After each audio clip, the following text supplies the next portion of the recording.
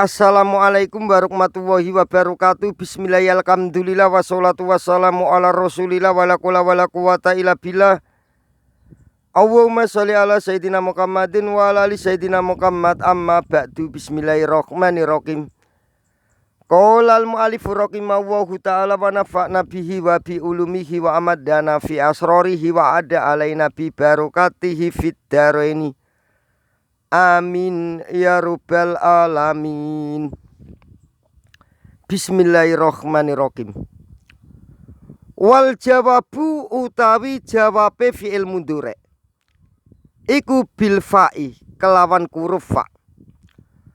Wal wawi lan kelawan huruf wawu, yakni ngersakake sapa Kyai Musonef al fa'a ing huruf fa.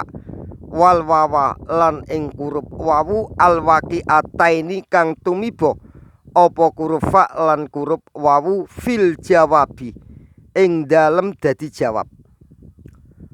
Walaisat lan ora ana apa alfa huruf fa wal wawu lan huruf wawu iku nasibataini kang nasupake karone bi angfusihima kelawan awak dhewene huruf fa lan huruf wawu. Bali nasbu balik utawi fi'il mudhari iku bi'an kelawan huruf an mutmaroten kang disimpen apa huruf an wujuban kelawan wajib ba'dahuma ing dalem sakwise huruf fa lan huruf wawu.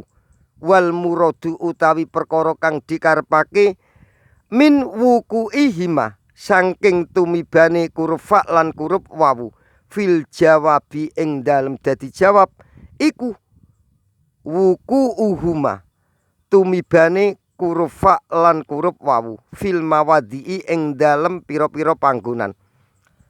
Atis ati kang ana sanga al masyhurati kang kuncara. Al awalu utawi conto kang kawitan minha saking atis atil masyhurati iku al amru fi'il amr. Nakwu akbil fauksina ilaika. Umpamane lapat akbil madepo sapa sira. Fauksina mongko dadi sebabe mbagusi sapa ingsun ilaika marang sira. Fauksina mongko utawi lapat uksina iku mangsubun kang diwaca nasab. Apa lapat uksina bi'an kelawan huruf an mutmarotin kang disimpen apa huruf an wujuban kelawan wajib ba'dal fa'i ing dalem sakwise huruf fa al waqi'ati kang tumiba apa huruf fa fi jawabil amri ing dalem dadi jawabe fi'il amr. Wa in kulta lan lamun ngucap sapa sira ing lapat wa uksina. Wa uksina sertane bagusi sapa ingsun. Kanat ono apa al wawu huruf wawu iku wawal ma'iyati rupa wawu ma'iyah. Fanasbu mongko utawi nasope fi'il mudhari iku bi'an kelawan huruf an mutmarotin kang disimpen apa huruf an wujuban kelawan wajib ba'da wawil ma'iyati ing dalem sakwise wawu ma'iyah al waqi'ati kang tumiba apa wawil ma'iyati ba'dal amri ing dalem sakwise fi'il amr. Asani utawi conto kang kaping pindho iku anayu kalam nahi. Nakwu la tadrib zaidan fayak duba. La tadrib aja mukul sapa sira zaidan ing zaid fayak duba mongko dadi sebabe muring-muring sapa zaid. Awayak duba utawa sertane muring-muring sapa zaid fayak duba mongko utawi lapat yakduba iku fi'lun rupa fi'il mudhari'un kang mudhari mangsubun kang diwaca nasab apa lapat yakduba bi'an kelawan huruf an mutmarotin kang disimpen apa huruf an wujuban kelawan wajib ba'dal fa'i ing dalem sakwise huruf fa awil wawi utawa ing dalem sakwise huruf wawu al waqi'ataini kang tumiba karone ba'dan nahyi ing dalem sakwise kalam nahi. Asalisu utawi conto kang kaping telu iku ad-du'a'u kalam du'a. Nakwu Robbi wa fikni fa'amala solikan. Rabbi do pangeran kula, wafik mugi-mugi paring taufik panjenengan ni ing ingsun, fa'amala mongko dadi sebabe agawe sapa ingsun, fa'amala mongko dadi sebabe ngamal sapa ingsun, solikan ing perkara kang bagus. Awa amala utawa sertane ngamal sapa ingsun, solikan ing perkara kang bagus.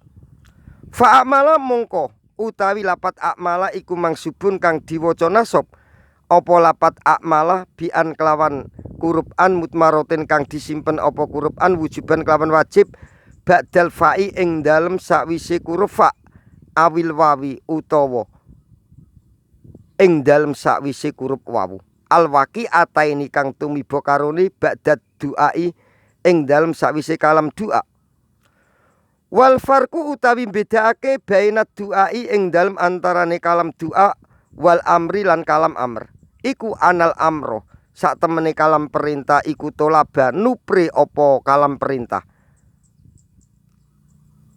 Tat nuntut yo kena, nupre yo kena, nuntut yo kena apa kalam perintah minal a'la.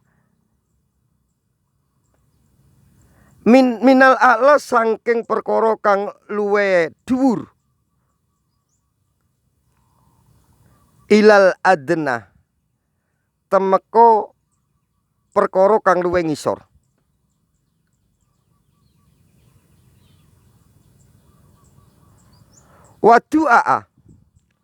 Wadu'a lan sak temene kalam du'a iku tolaba nupre apa kalam du'a minal adna saking perkara kang luwe ngisor ilal a'la temeka perkara kang luwe dhuwur.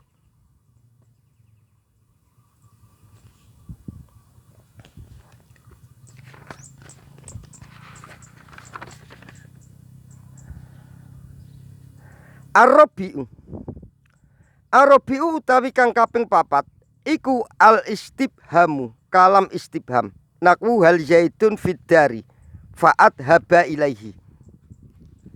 Hal zaitun onoto utawi zaid iku fiddari ing dalem omah, fa'at haba mongko dadi sebabe budalan sapa ingsun ilaihi maring zaid.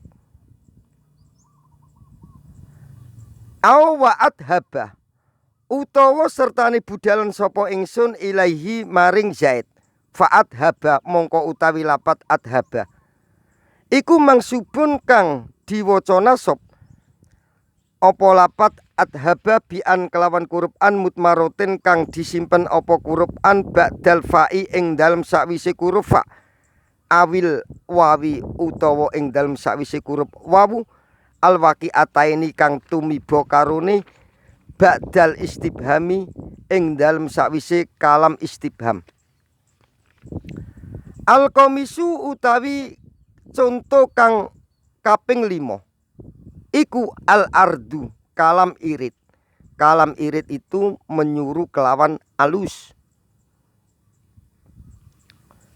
Nakwu ala tangzilu indana fatu siba koiron. Ala tangzilu mbok iya leren sapa sira indana ing dalem sanding kita, fatu siba mongko mekenani sapa sira koiron ing kebagusan. Awatu siba utawa sertane mekenani sapa sira koiron ing kebagusan, fatu siba mongko utawi lapat tusiba iku mangsubun kang diwaca nasab apa lapat tusiba bi'an kelawan huruf an mutmarotin kang disimpen apa huruf an wujuban kelawan wajib ba'dal fa'i ing dalem sakwise huruf fa, awil wawi utawa ing dalem sakwise huruf wawu, alwaki ataini kang tumiba karone ba'dal ardi ing dalem sakwise kalam irit. Asadisu utawi kang kaping 6. Asadisu utawi contoh kang kaping 6 iku at-takdidu kalam takdid. Kalam takdid itu menyuruh kelawan kasar atau menyuruh kelawan kesusu ya kena kelawan kasar, menyuruh kelawan kasar. Kalau irit menyuruh kelawan alus. Naku ala akrumta Zaidan fayas kuruka ala akrumta mbok iya mulyaake sapa sira Zaidan ing Zaid fayas kuro mongko dadi sebabe syukur sapa Zaid ka ing sira awayas kuro utawa sertani syukur sapa Zaid ka ing sira. Fayaskuro mongko utawi lapat yaskuro iku mangsubun kang dinasopake apa lapat yaskuro tatawa kang diwaca nasab apa lapat yaskuro bian kelawan huruf an mutmarotin kang disimpen apa huruf an wujuban kelawan wajib ba'dal fa'i ing dalem sawise huruf fa awil wawi utawa ing dalem sawise huruf wawu alwaqi'ataini kang tumiba karone ba'dat takdidi ing dalem sawise kalam takdid. Wal farku utawi bedakake bainal ardi ing dalem antarane kalam irit wat takdidi lan ing dalem kalam takdid iku anal ardo satemene kalam irit wa yo kalam irit iku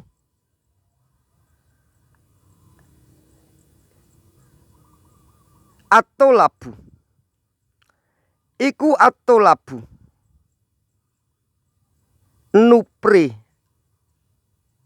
opo kalam irit birifkin kelawan alus wa lainin lan lemah lembut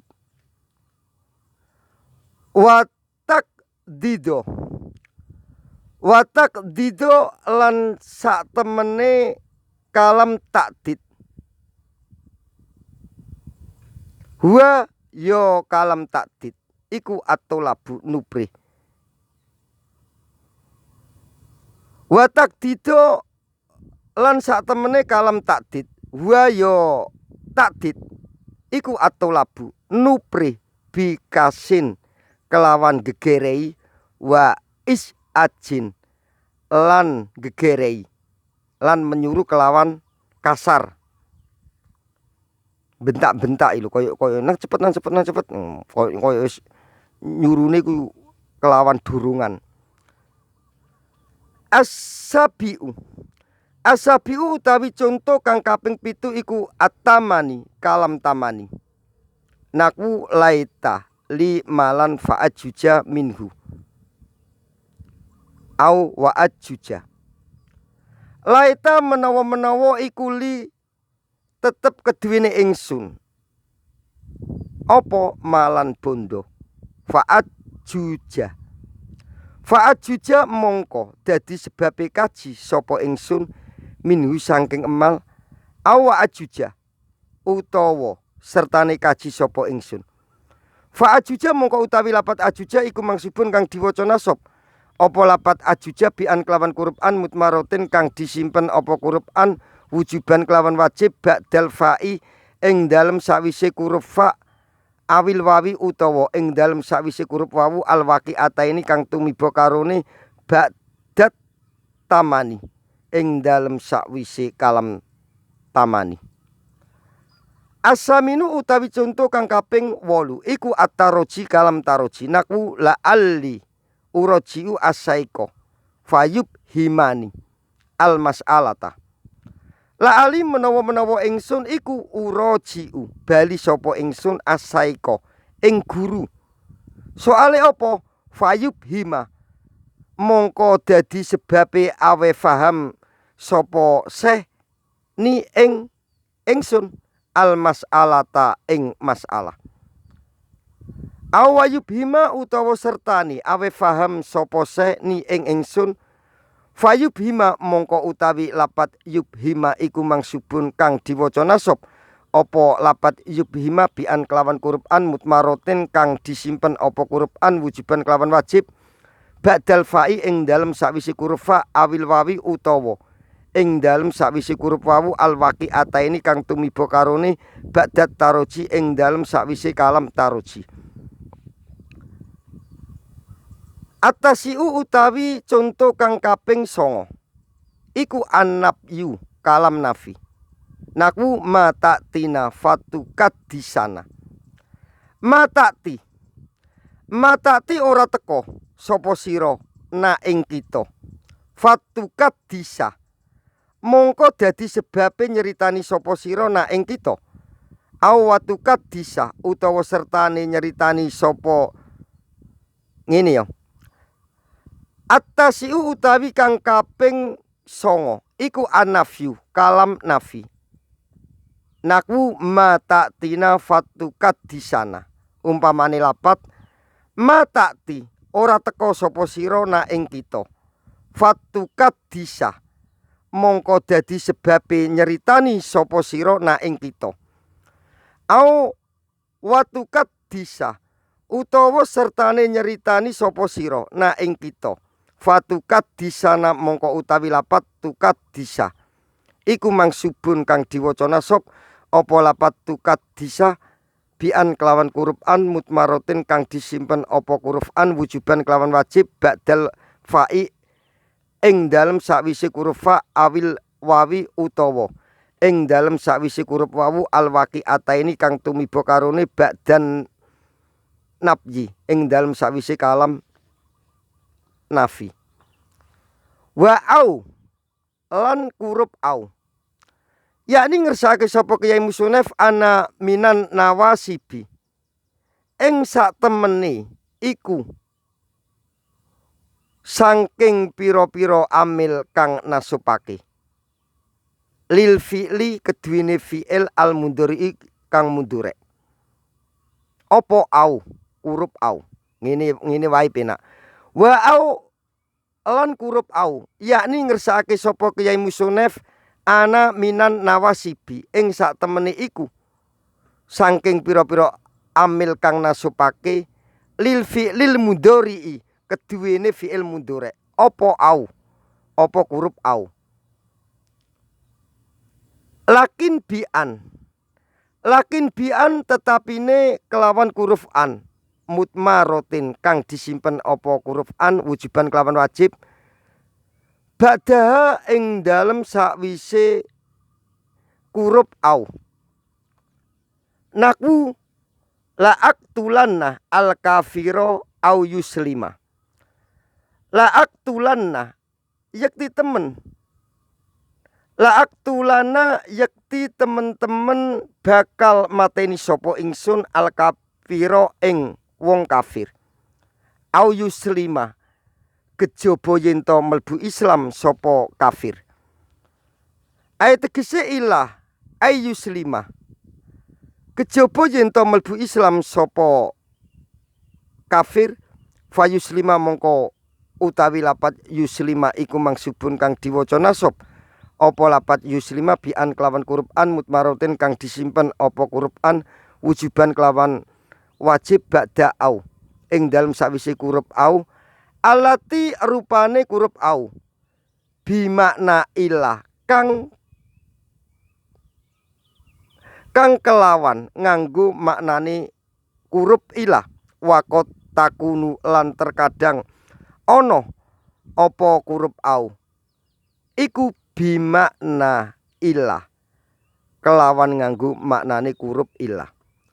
Nakwu la alzamannaka umpamane contoh la alzamanna yakti netepake temen sapa ingsun ka ing sira. Au takdia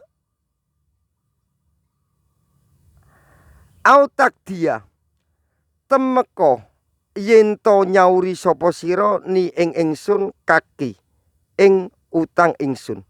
Ai tegese ila ang takdia temeka yen to nyauri sapa sira ni ing ingsun kaki ing utang ingsun. Fatak dia mongko utawi lapat takdia iku fi'lun rupa fi'il mudhari'un kang mundhari mangsubun kang diwaca nasab apa lapat takdia diwaca nasab bian kelawan huruf an mutmarotin kang disimpen apa huruf an wujuban kelawan wajib ba'da au ing dalem sakwise huruf au. Allati rupane huruf au bi makna ilah kang kelawan nganggo maknani huruf ilah. Wabillahi taufik wal hidayah wa ridha wa inayah. Assalamualaikum warahmatullahi wabarakatuh.